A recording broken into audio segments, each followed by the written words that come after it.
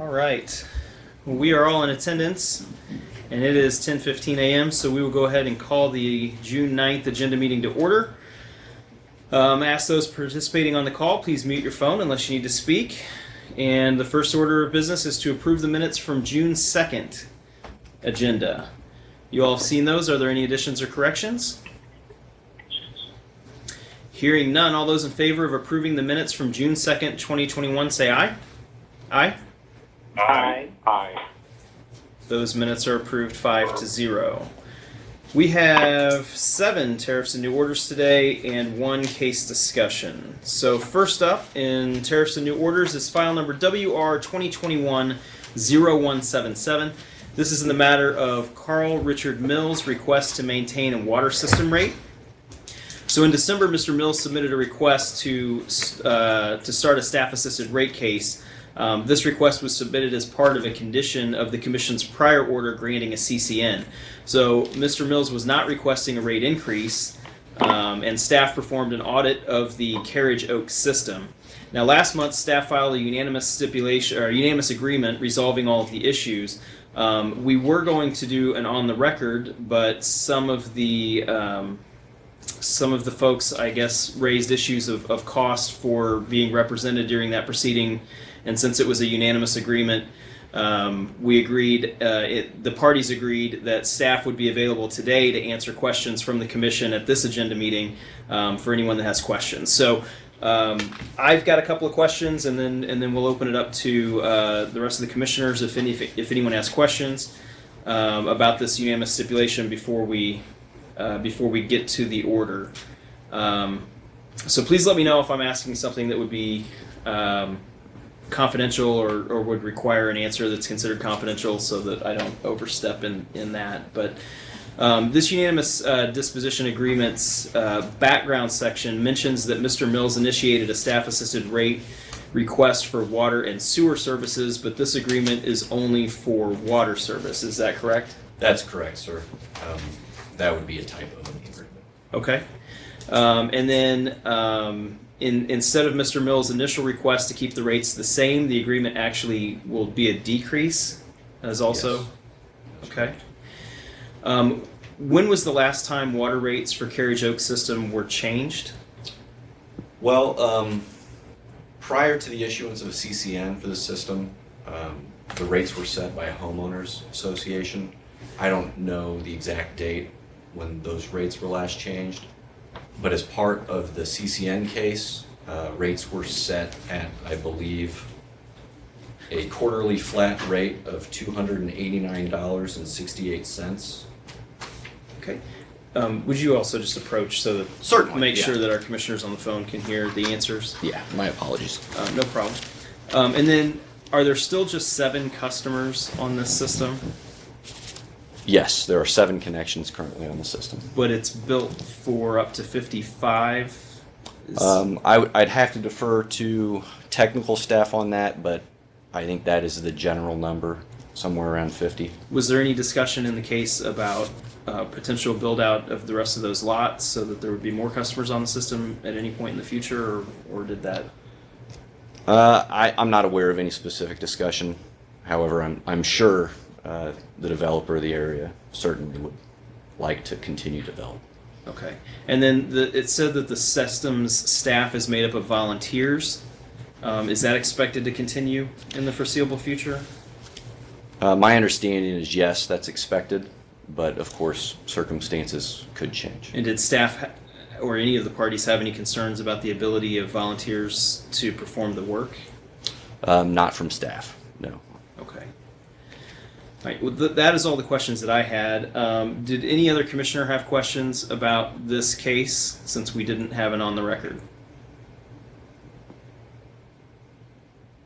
All right. Well, this order approves the unanimous agreement and authorizes the tariff sheet to go into effect on June 26th. So I support the order approving the unanimous disposition agreement and the revised tariff. And this would be version 2.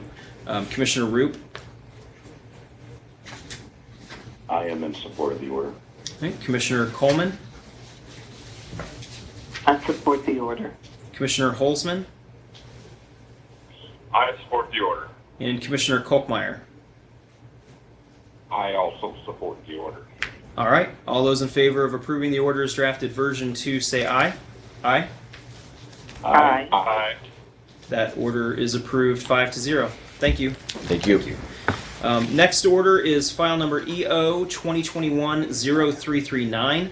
This is in the matter of the joint motion of Osage Valley Electric Cooperative, Inc. and Evergy Missouri West, Inc., DBA Evergy Missouri West, for approval of a third addendum to the parties' territorial agreement designating the boundaries of each electric service supplier within portions of Cass County.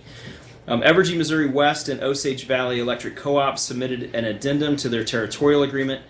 This would be the third addendum and concerns the service of about 10 acres in Cass County. There were no applications to intervene. Staff reviewed the request and recommended that the joint application be approved so that Osage Valley will be the exclusive electric service provider for the lot owned by Toy Lot LLC. Osage Valley has facilities located closer to the acres than Evergy and is able to provide the service. Toy Lot supports the request, so I support this report and order approving the third addendum to the existing territorial agreement, and this is version 1. Commissioner Roop, I am supporting the order. Commissioner Coleman, I support the order. Commissioner Holzman, I support the order. and Commissioner Kolkmeyer. I support the order. All right, all those in favor of approving the order as drafted version 1 say aye. Aye. Aye. Aye. Aye. That order is approved 5-0. Next up, file number ER 2021-0240. This is in the matter of Union Electric Company, DBA Ameren Missouri's tariffs to adjust its revenues for electric service. So the Commission previously rejected the proposed procedural schedule submitted in Ameren's electric service rate case and scheduled the evidentiary hearing and briefing that would allow the Commission to have sufficient time to deliberate. We also directed the parties to submit a revised procedural schedule and state if they prefer an alternative hearing schedule. The parties have submitted a revised proposed procedural schedule that will start the hearing on November 29th, which is after the Thanksgiving break, but shorten the total hearing schedule and retain the January 7th, 2022 briefing deadline. So this order sets the procedural schedule with an evidentiary hearing on November 29th and 30th, December 1st through 3rd, and December 6th through 10. So I support this order setting the procedural schedule and adopting the test year, and this is version 1. Commissioner Roop? I too am supporting the order. Commissioner Coleman? I support the order. Commissioner Holzman? I support the order. And Commissioner Kolkmeyer. I support the order. All right, all those in favor of approving the order as drafted version 1 say aye. Aye. Aye. Aye. That order is approved 5-0. Next up is file number GR 2021-0241. This is in the matter of Union Electric Company, DBA Ameren Missouri's tariffs to adjust its revenues for natural gas service. So similar to the prior order, this order sets the procedural schedule and test year for Ameren's natural gas case. The evidentiary hearing is set for the same days as those in the electric case, so November 29 and 30, December 1 through 3, and 6 through 10. So I support this order, setting the procedural schedule and adopting the proposed test year, and this is version 1. Commissioner Roop? I am supporting the order. Commissioner Coleman? I support the order. Commissioner Holzman? I support the order. And Commissioner Kolkmeyer. I also support the order. All right, all those in favor of approving the order as drafted version 1 say aye. Aye. Aye. Aye. That order is now approved 5-0. Next up, file number GR 2021-0108. This is in the matter of Spire Missouri Inc., DBA Spire's request for authority to implement a general rate increase for natural gas service provided in the company's Missouri service areas. The Commission previously scheduled an evidentiary hearing in Spire's general rate case to be held virtually due to COVID. This order changes those virtual hearings to be conducted in person here in the Governor's Office building. That hearing will begin on July 26th and last through August 6th. I see the judges at the table if anyone has questions, but I support this order, moving the hearing to a personal hearing, and this is version 1. Commissioner Root? I am supportive of the change in the order. Commissioner Coleman? I support the order. Commissioner Holzman? I support the order. And Commissioner Kolkmeyer? I support the order. All right, all those in favor of approving the order as drafted version 1 say aye. Aye. Aye. That Aye. order is approved 5-0. Thank you, Judge. Next up, file number TA 2021-0250. This is in the matter of the application of Midwest Data Center, Inc. for designation as an eligible telecommunications carrier for purposes of receiving Rural Digital Opportunity Fund support. Staff filed a motion to authorize MOUSF fund support since the Commission previously authorized ETC designation for Midwest Data Center, but the Commission orders did not specifically address the Universal Service Fund support. So staff's motion is requesting the Commission to authorize Universal Service Fund support. This order authorizes the receipt of USF Low Income and Disabled Program support for Midwest Data Center, and I support it version 1. Commissioner Roop? I am supporting. Commissioner Coleman? I support the order. Commissioner Holzman? I support the order. And Commissioner Kolkmeyer. I support the order. All right, all those in favor of approving the order as drafted version 1 say aye. Aye. Aye. Aye. That order is approved 5-0. Final order today is file number TA 2021-0224. This is in the matter of the application of Socket Telecom LLC for designation as an eligible telecommunications carrier. Similar to the prior order, staff filed a motion seeking commission authorization for Socket Telecom to receive Universal Service Fund support since it was not specifically authorized in the prior order which granted ETC designation. So this order grants Socket the authority to receive USF Low Income and Disabled Program Support version 1. And I support this order. Commissioner Roop? I support it as well. Commissioner Coleman? I support the order. Commissioner Holzman? I support the order. And Commissioner Kolkmeyer. I also support the order. All right, all those in favor of approving the order as drafted version 1 say aye. Aye. Aye. Aye. Aye. That order is approved 5-0. That concludes reports and orders today. We do have one other discussion, which is an actual case discussion. So this will be file number EC 2021-0059. This is Grainbelt Express LLC case. Judge Clark is here.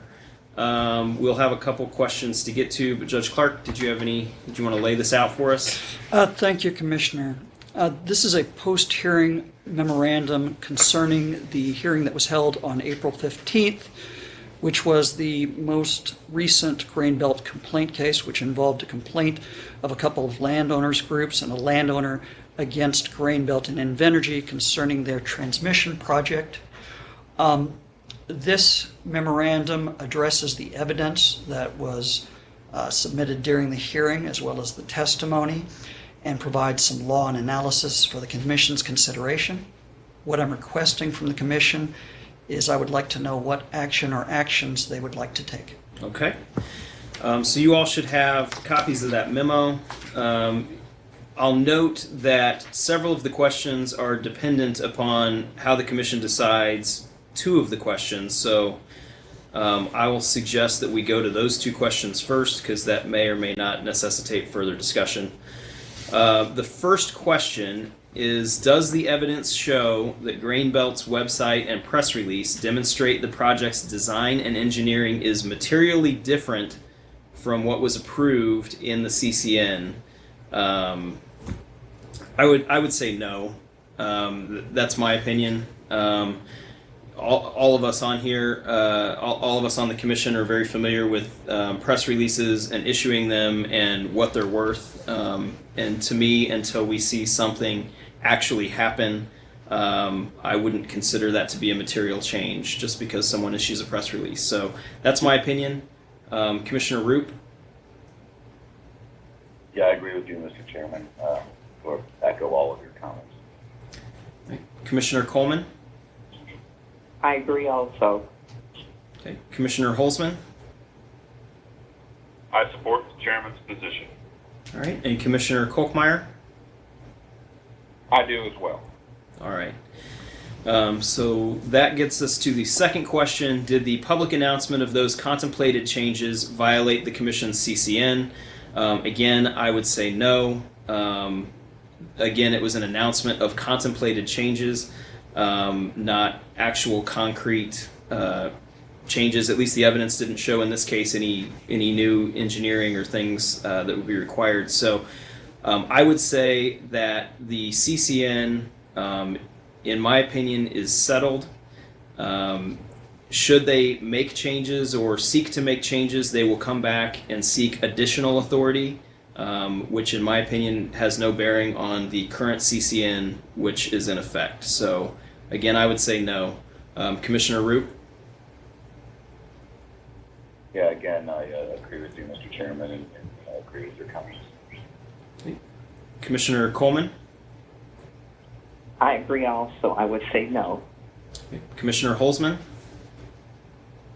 I again support the chairman's position. Commissioner Kolkmeyer? And I do as well.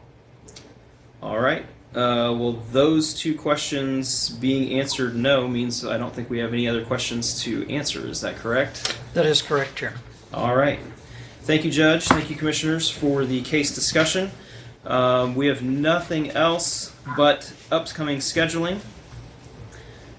So Wednesday, June 16th, next week is agenda, which will be at 9:30 a.m. Would like to point out that upon the conclusion of agenda next week, we will have a welcome reception for our newest commissioner, Commissioner Kolkmeyer, that will follow in the ballroom downstairs on the 4th floor. So anyone who would like to meet Commissioner Kolkmeyer will have an opportunity to do that next Wednesday. Thursday, June 17th, we have a gas safety workshop in GW 2021-0355. That's a workshop for the development of statewide best practices for locating quality assurance. That will be at 9 a.m. via WebEx with Judge Woodruff. Monday, June 21st through Friday, June 25th, we will have local public hearings in GR 2021-0108. That's Spire's general rate case. On the 21st at 6 p.m. via WebEx will be the City of St. Louis. On the 22nd at 6 p.m. via WebEx will be St. Louis County. On the 23rd at noon via WebEx will be anyone who wishes to participate. On the 23rd at noon via WebEx will also be Kansas City. On the 24th at 6 p.m. via WebEx will be St. Joseph. And on the 25th at 6 p.m. via WebEx will be Joplin. Wednesday, June 23rd, agenda will be at 10:15 a.m. Tuesday, June 29th, we have a workshop in EW 2021-0267. This is FERC Order 2222 Informational Workshop at 9 a.m. That'll be in room 450, which is the ballroom, and also via WebEx with Judge Woodruff. Wednesday, June 30th, agenda at 10:15 a.m. Monday, July 5th is when the state observes Independence Day. Thursday, July 8th will be agenda at 10:15 a.m. We've moved agenda to Thursday that week to allow time for orders because of the holiday. And then back on Wednesday, July 14th, agenda at 10:15 a.m. So that gets us out through the middle of July. Does anyone have any questions, comments, or requests regarding scheduling? Okay, hearing none, with no other business coming before the body, thank you, Commissioners. We will stand adjourned. Thank you.